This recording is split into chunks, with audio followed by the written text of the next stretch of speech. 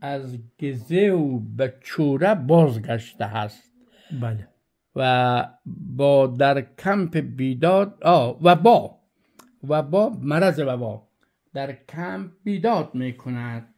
گفته می شود که در راهپیمایی از گزو به خلیلی منطقه در چوره هزاره، خب 1700 نفر بدین مرض مبتلا گشتند. گزارش شده مشمولین قبیلوی در سراسر منطقه تیرین پراکنده شده اند. بر اساس گزارش آنان که تازه از کمپ حکمران بازگشته اند، وقوع رخداد غریب سر زبان مردم قندهار است. داستان از این قراره. خب همین رخداد غریب حالا میخوانیم. محمد نورخان الکوزی فرمانده نیروی قبایلی زن هزاره را در خلج به اسارت گرفت و او را به دره برد تا با او خلوت کند. افرادش مدت منتظر بازگشتش ماندند، اما وقت خبری از او نشد به دنبالش برآمدند و در کمال ناباوری نعشش را روی زمین غلتیده به خون دیدند که ظاهراً با شمشیر خودش کشته شده بود. هرچه گشتند زن هزاره را نیافتند.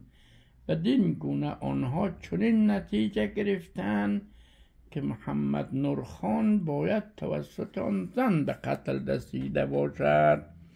روز بعد زن هزاره‌ای دیگری را در تملک یک از سربازان یافتند.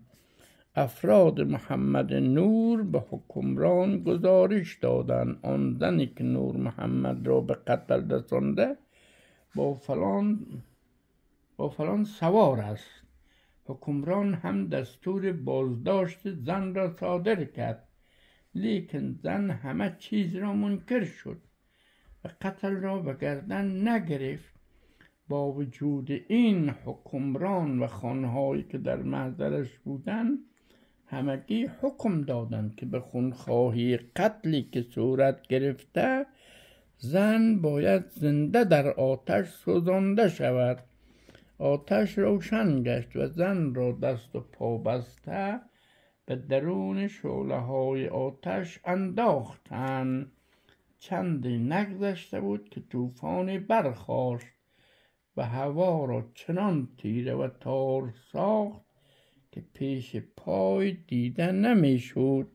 پس از مدت طوفان آرام گرفت، لیکن حدود 300 سرباز به یک باره گرفتار وبا شدند و کمی بعد مردند. سربازان همگی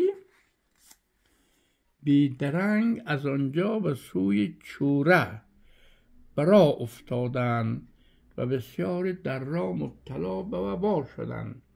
وحشت در بین سربازان به قدری بود که مرده ها را همانطور دفن ناشده رها می کردند.